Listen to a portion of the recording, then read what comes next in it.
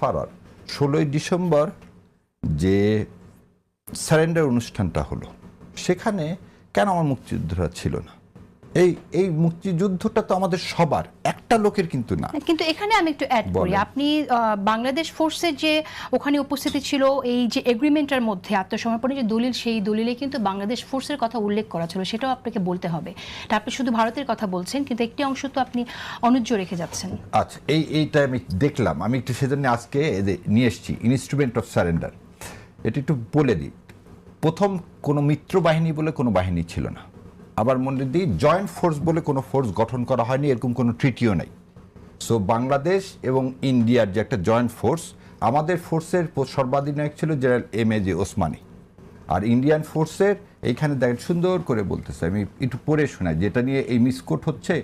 The Pakistan eastern command agreed to surrender all Pakistani arm forces in Bangladesh to Lieutenant General Jagjit Singh Arora, General Officer Commanding in Chief of the India, and Bangladeshi forces in the Eastern Theater. Where is the Bangladeshi forces? Secondly, এখানে তার sign থাকতে হবে। এটা আপা ভালো জানেন যে contract হতে গেলে যদি একটা কন্ট্রাক্টের পার্টিতে আমরা তিনজন আছি, যদি তিনজন যদি সাইন না করি, আমি আপনাকে বলতে পারি না you are bind by this. ঠিক আছে, আমরা এখানে বাংলাদেশ ফোর্সের কথা উল্লেখ করা আছে, সেটাই আমি বলতে চাইছি। না, আমি একটু পড়ি, ওখানে আমি শেষ করে দিই আরেকটু। The Pakistan eastern command shall come under the order of Lieutenant General Jagjit Singh Arora as soon as this instrument has been signed. Full stop. কোথায় বাংলাদেশ সৈন্যের কথা বলা আছে?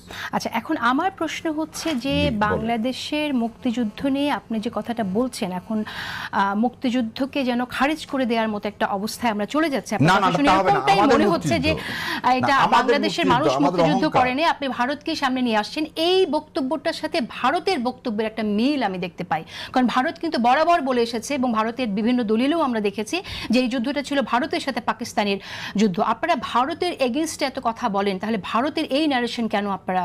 এই জন্য একটু আগে বললাম, 16ই ডিসেম্বর আমাদের মুক্তিযুদ্ধ না, মুক্তি দিবস হবে না। আমাদের মুক্তি দিবস হবে হচ্ছে 1972 সালের 13ই মার্চ। 1972 সালের 13ই মার্চ, যেদিন বঙ্গবন্ধুর দাবির পরিপ্রেক্ষিতে এদেশ থেকে 1.5 লক্ষ ইন্ডিয়ান সোলজার যখন এদেশ থেকে চলে গেল। আপনারা হয়তো জানেন কিনা জানি না, 16ই ডিসেম্বর যখন এই পাকিস্তানি সেনাবাহিনী সারেন্ডার করলো, তারপর সমস্ত বিভাগীয় জেলাগুলোর হেডকোয়ার্টারের ডিসিদেরকে ডেকে সেই জেলাগুলোর দায়িত্বভার নিয়েছিল ইন্ডিয়া। কেন তা নিবে? এবং এটা যদি শামসুল্লাহ সাহেবের বইয়ে আপনার পড়লেই দেখতে পাবেন। সেই জন্যে যতদিন পর্যন্ত ইন্ডিয়ান সৈন্য এদেশে ছিল, আমরা স্বাধীনতা পাইনি। আমরা মার্কেট আধিপত্যবাদ, অর্থনৈতিক আধিপত্যবাদের কথা বাদ দেন, সৈন্য যতদিন 13ই মার্চ 1972 সাল পর্যন্ত এদেশে ছিল, ততদিনকে আমাদের আসলে স্বাধীনতা হয়েছিল। তাহলে আমাদের স্বাধীনতা দিবস যখন 16ই ডিসেম্বর করতেছি, তখন মোদি যখন টুইট করে বলে 16ই ডিসেম্বর হচ্ছে ইন্ডিয়া পাকিস্তানের যুদ্ধ, যখন আমাদের সম্মানিত সেনাপ্রধানের সাথে ইন্ডিয়ান সেনাপ্রধানের মিটিং হয়, সেই মিটিংয়ের পিছনে জেনারেল অরোরা আর নিয়াজির সারেন্ডার ছবি দেওয়া হয়, এই যে অবমাননা আমার মুক্তিযোদ্ধাকে, এটা তো আমাদেরকে অবমাননা। আমরা তো এই অবমাননা মানার জন্য তো মুক্তিযুদ্ধ করিনি। মুক্তিযুদ্ধ তো আমাদের লক্ষ লক্ষকে মুক্তি সেনারা করছে। এই মুক্তি সেনা আমার আপনার ভাই বোন। ওকে, কিন্তু আত্মসমর্পণটা 16ই ডিসেম্বরে যে সময় হয়েছিল, সেই সময়ে আপনি উল্লেখ যেটা করা আছে সেটাকে আপনি না মেনে বলছেন 13ই মার্চে যাওয়ার কথা। সেই বিষয়ে আমরা মন্তব্য আমি জানবো, কিন্তু আপনার কাছে যে প্রশ্নটি রেখেছিলাম যে একটি দলের কর্মকাণ্ড 71-এ দেখেছে দেশবাসী, সেই বিষয়কে আপনি কিভাবে দেখছেন? আসলে কি দেশবাসী 71-এ দেখেছে কিনা, নাকি দেশবাসী ভুলে যাচ্ছে? একটি দল বলতে উনি পাকিস্তানের যে পাকিস্তান সেনাবাহিনীর যে অপারেশন, এটাকে মিন করছে না কোনো দলকে মিন করছে, এটা উনি যতক্ষণ পরিষ্কার করবে না ততক্ষণ মনে হয় আমাদের এর মধ্যে যাওয়া উচিত না। কেন বলতেছে এই কথা? যে বাংলাদেশ জামাত ইসলামকে যদি ইন করা হয় তাহলে এটা হবে না, কারণ তার মা এবং তার বাবা, যেমন বলি তার বাবা মুসলিম লীগকে অ্যাকোমোডেট করছেন। ন্যাপ এবং মুসলিম লীগ দুইটার মধ্যে দিয়ে বিএনপির উৎপত্তি, এবং শাহ আজিজুর রহমান, জাদু মিয়া দুইজনাই কিন্তু সেন্টেন্স খাটা। আবার বলে দিচ্ছি, শাহ আজিজুর রহমান 5 বছর না, জাদু মিয়া 5 বছর জেলে খাটছিলেন যুদ্ধ অপরাধের জন্য, আর শাহ আজিজুর রহমান 2 বছর জেলে খাটছিলেন। সো যেখানে কনসিলিয়েশন করছেন তার বাবার আদর্শ থেকে সে তারেক রহমান বিচ্যুতি হবে, এটা আশা করি না। দ্বিতীয় কথা, 90 সালে জামাতে ইসলামের সমর্থন নিয়ে বেগম খালেদা জিয়া যখন সরকার করলেন, এবং আপনাদের একটা মনে আছে বোধহয়, বেগম খালেদা জিয়াও বলছিলেন এই দেলোয়ার হোসেন সাইদিদের যে বিচারটা হচ্ছে, বিচারের নামে প্রহসন, এবং এই মির্জা আর মহাসচিব মহোদয় উনি পর্যন্ত বলেছেন এটা বিচারের নামে প্রহসন।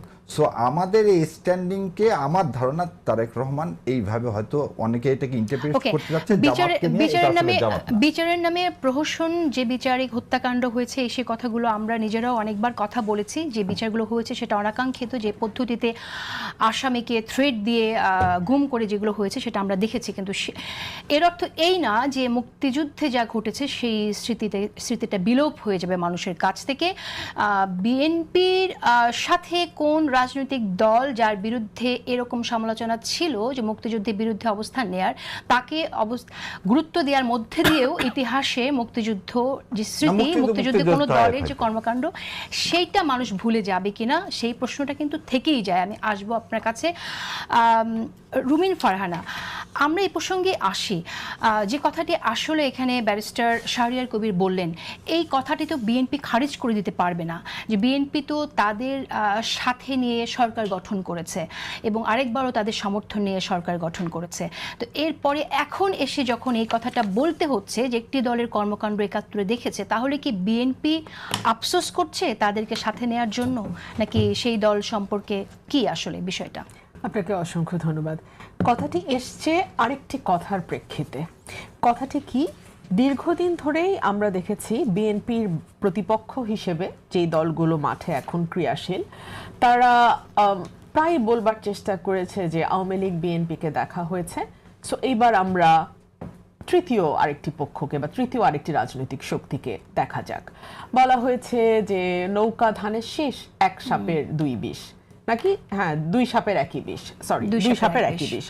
সো এই যে কথাগুলো, এই যে ন্যারেটিভগুলো দীর্ঘদিন ধরে রাজনীতির মাঠে এখন চর্চিত হচ্ছে, তাহলে তো পাল্টা বিএনপিও প্রশ্ন করতে পারে যে যখন জামায়াতে ইসলাম বিএনপির সঙ্গে 2001 সালে জোটবদ্ধভাবে ইলেকশন করলো, বিএনপির গভর্নমেন্টে গেল, বিএনপির দুজন মন্ত্রী জামায়াতে ইসলাম থেকে দায়িত্ব পালন করলেন, তখন কি তারা জানতেন না যে দুই সাপের একই বিষ? কিংবা তখন কি তাদের মনে হয় নাই যে বিএনপি চাঁদাবাজ, হেন তেন আজকাল যে ইয়েগুলো সামনে আসছে, তো সেই সময় কি তাদের এই কথাগুলো মনে হয় নাই?